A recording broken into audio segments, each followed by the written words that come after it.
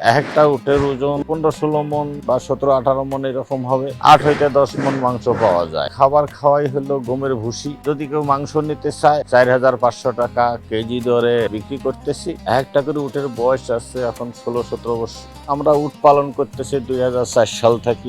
সর্বপ্রথম আমরা এখানে 9টা উট দিয়ে খামার শুরু করি এবং প্রজনন এখানেই হয়। এখানে যে উটগুলো দেখতেছেন এগুলা বাঙালি উট, এখানকার প্রজনন, বাহিরের উট না। আর এই খামার প্রতিষ্ঠিত করা হয়েছে ধর্মীয় চেতনার উপরে। সুফি সম্রাট হযরত শাহ দেওয়ানবাগী হুজুর কেবলাজনের এই প্রতিষ্ঠান এবং এই খামারের প্রতিষ্ঠাতা উনি যেহেতু ধর্ম প্রচার করেন, মোহাম্মদ ইসলাম প্রচার করেন, এ কারণে উনি ধর্মীয় চেতনার থাকিয়া এই খামার প্রতিষ্ঠিত করা হয়।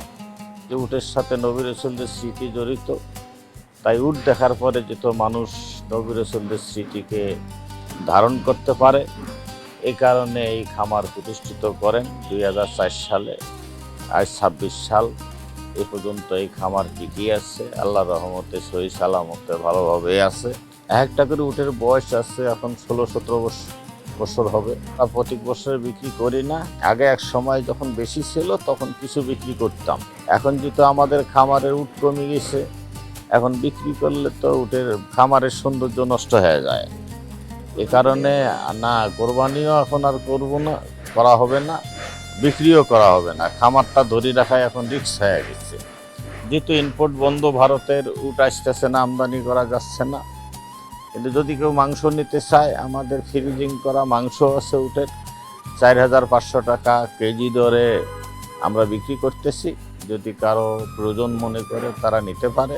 একটা উটের ওজন বর্তমান ওজন এমনি যদি ধরা যায় তাতে 15-16 মন বা 17-18 মন এরকম হবে। আর এমনিতে মাংস যদি হিসাব করা যায় 8 হইতে 10 মন মাংস পাওয়া যায় একটা উটে।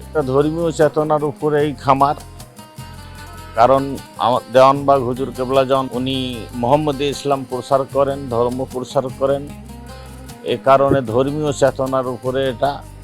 যেহেতু নবী রাসূলদের স্মৃতি জড়িত আছে উটের সাথে, যাতে মানুষ উট দেখার পরে নবী রাসূলদের স্মৃতিকে ধারণ করতে পারে, স্মরণ করতে পারে, এই উদ্দেশ্যে ওনার খামার করা। দৈনিক বলতে আমরা খাবার খাওয়াই হলো গমের ভুসি, রাপ, খৈল এবং ধানের খ্যার এবং ঘাস। মোটামুটি একটা খরচ আছে। ডেলি দিন একটা উটের পিছে না হলেও তো 5-6 কেজি ভুসি লাগে। পশু মন্ত্রণালয় থেকে বলছিলেন এই প্রতিকূল অবস্থায় এই বাংলাদেশে খামার করা সম্ভব না।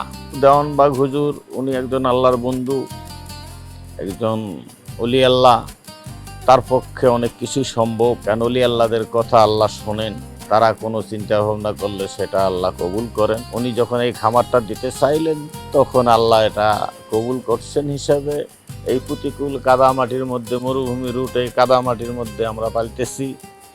এখনো কোনো সমস্যা হয় নাই, সুন্দরভাবে খামার সুশৃঙ্খলাভাবে আছে।